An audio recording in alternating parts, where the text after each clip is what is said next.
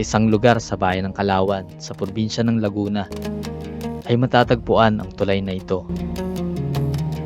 Ito ang Palikpik Ayungin Bridge, ang pinakamataas na tulay na riles ng PNR sa buong Pilipinas.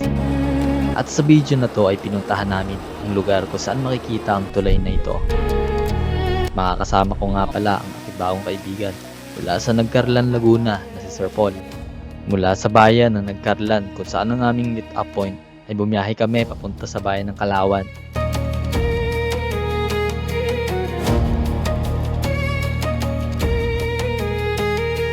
Ito na ang ating stop over. Higit 20 minutes ang biyahe bago marating ang Barangay Perez, kung saan ay sasakay naman kami ng trolley o skate patungo sa tulay para mabilis makarating.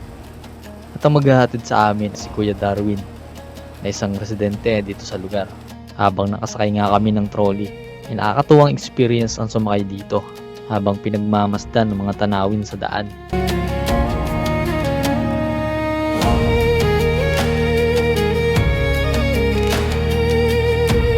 Daanan nga namin ang isang residente dito na nililinis ang bukal na ito na pinagkukunan nila ng malinis na tubig. Makalipas ang mahigit 5 minuto ay narating na namin ang tulay.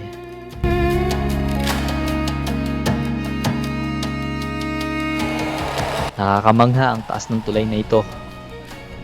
At dahil sa impormasyon na aking nabasa ay aabot sa 144 feet ang taas nito. Nakatumbas lang naman ang 14 na palapag na gusali. Tinayo ito noong taong 1923 at nasira noong World War II. Sinimulang ayusin ng taong 1947 at hanggang sa kasalukuyan ay aktibo ang riles na ito ng PNR. Dito dumadaan ang biyaheng Calamba, Laguna to Lucena, Quezon. Malaking bagay rin sa mga residente ang tulay na ito sapagkat dito sila dumadaan papuntang eskwelahan o sa karatig na lugar. Bukod sa tulay ay matatanaw mo rin ang mga luntiang kabundukan at sa baba ay isang malinis na ilog ang dumadaloy na napaliligiran ng mga puno. Ang nakakalula, nakakamangha at napakasayang experience ang makapunta sa lugar na ito. At nalaman natin na may ganitong tulay pala sa Pilipinas.